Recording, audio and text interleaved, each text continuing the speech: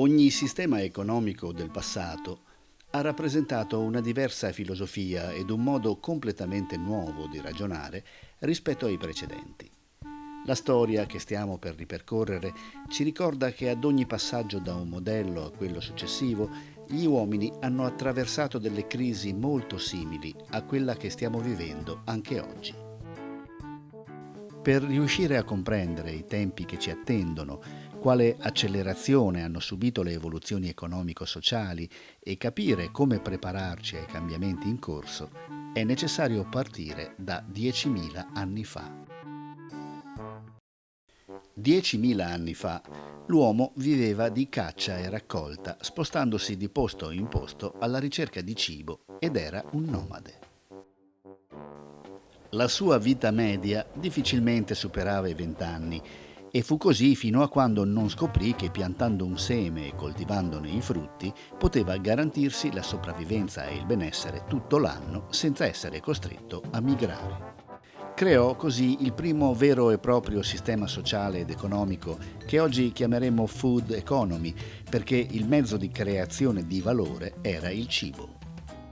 Con l'aumento demografico, dovuto ai mutamenti climatici e ad altri fattori, il gruppo delle donne divenne più stanziale e cominciò ad occuparsi maggiormente di agricoltura e allevamento, facendo anche attenzione alla selezione delle specie. Anche i maschi ridussero l'ampiezza territoriale della caccia, che diventò solo complementare. La maggiore stanzialità e l'introduzione di una vera e propria agricoltura accelerarono la crescita demografica, perché la natura offriva loro abbondante cibo senza sforzo. Le figure chiave di questo sistema sono l'agricoltore e l'artigiano. Era nato il modello agricolo. Il cibo veniva lavorato con le mani e ciò a livello sociale comportava che per garantire maggiore sicurezza servivano molte mani e quindi anche famiglie molto numerose. La ricchezza apparteneva all'aristocrazia che possedeva la terra, ma questo sistema garantì comunque un più alto livello di benessere rispetto a prima. Con l'avvento delle prime macchine agricole capaci di sostituire decine e decine di lavoratori, questo modello entra in crisi. Il latifondista annuncia agli agricoltori che presto non avrà più bisogno di molti di loro e li invita ad andarsene. Molti agricoltori perdono il lavoro e ciò li getta in una profonda crisi costringendoli a migrare in città per diventare operai. 250 anni fa, gli aristocratici capirono che le guerre per il controllo della ricchezza erano diventate economicamente insostenibili. La produzione di armi e fucili era troppo costosa perché ogni fucile era un pezzo unico prodotto artigianalmente. Adam Smith fa analizzare tutte le fasi della lavorazione artigianale pezzo per pezzo e le trasforma in processi produttivi da fare eseguire alle macchine che riprodurranno instancabilmente i gesti dell'artigiano, fabbricando fucili tutti uguali. Smith inventa così la standardizzazione dei processi produttivi.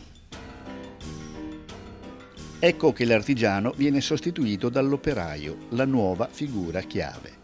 Gli operai sono interscambiabili e non devono avere conoscenze particolari perché hanno il compito di produrre in modo automatico.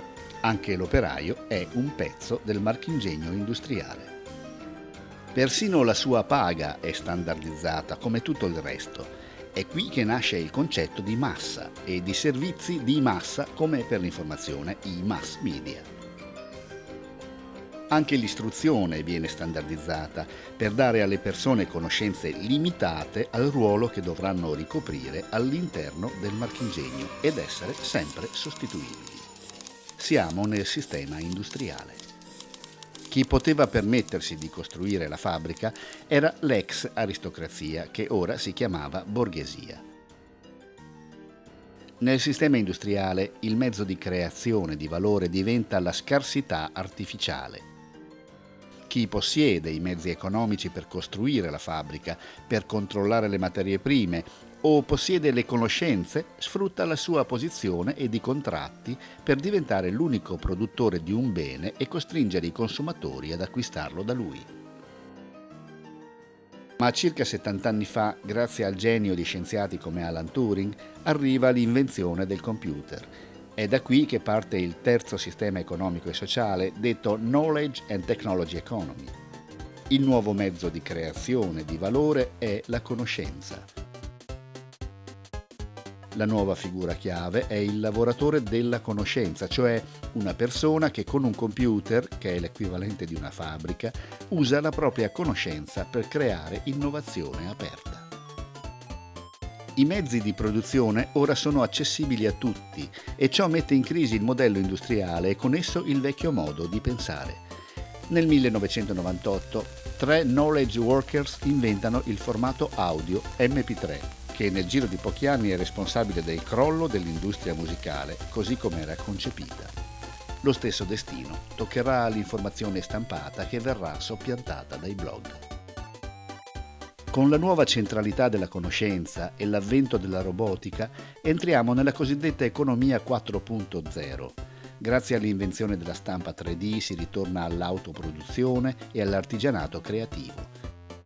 Il futuro del lavoro vedrà scomparire la figura dell'operaio e l'efficienza delle persone nei ruoli tradizionali verrà sostituita da algoritmi di massa. Quando si passa ad un nuovo modello, avviene una rivoluzione, ma ciò che rimane dei vecchi modelli produce resistenza e crisi. Ancora una volta, il vecchio modello tenta di sopravvivere al nuovo. Ecco che una nuova crisi sociale produce resistenze laddove l'innovazione vorrebbe strappare il controllo all'uomo nato nel sistema industriale e che oggi si trova perduto. Chi avrà le competenze e le peculiarità umane ed intellettuali per non essere sostituito da un algoritmo? Non si può resistere per sempre al cambiamento. Oggi però, rispetto al passato, l'apporto della tecnologia alla conoscenza ci mette in grado di trovare delle soluzioni alla cosiddetta crisi. Occorre accettare che il futuro sarà diverso dal passato e dipenderà dalle nostre scelte. Visto il progresso della tecnica, saranno necessari nuovi paradigmi perché un mondo antico si sta sgretolando. Alcuni illustri pensatori della nostra epoca, come Noam Chomsky e Joseph Stiglitz, pongono al centro dell'attenzione l'armonizzazione e l'eguaglianza come capisaldi della spontanea maturazione delle capacità dell'uomo al servizio dell'uomo. Warren Mosler pone l'accento sulle soluzioni contro lo strapotere finanziario. Alberto Bagnai invece ci fa riflettere sulle disuguaglianze fra stati più forti e stati più deboli causate dagli squilibri del sistema politico e finanziario.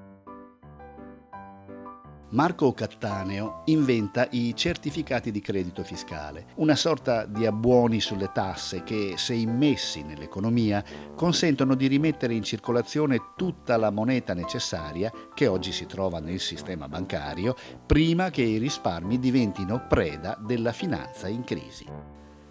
Nino Galloni, invece, prevede modelli di sviluppo basati sulla valorizzazione di tutte quelle capacità produttive, artistiche e ambientali in grado di rimodellare il sistema economico sulla nuova società, facendo leva sulle abilità personali e collettive, oggi così indispensabili per la cura dell'ambiente, degli anziani e dello sviluppo culturale, destinati a diventare l'ossatura del business dei prossimi 100 anni, generando un reddito di esistenza utilizzando moneta fiduciaria, complementare, biglietti di Stato, credito a tassi fortemente negativi. Benché oggi si senta parlare ancora di crisi, ci troviamo invece nel massimo potenziale delle nostre capacità produttive, che verranno sempre più amplificate grazie alla robotica e all'informatica. Dovremmo infatti occuparci della equa redistribuzione delle risorse per il perseguimento del pieno sviluppo del benessere collettivo. Laddove non sarà possibile l'evoluzione umana, saranno le società e i modelli economici ad evolvere, affinché il mondo che ci circonda riesca a dare i frutti che all'uomo e all'ambiente servono per vivere in prosperità.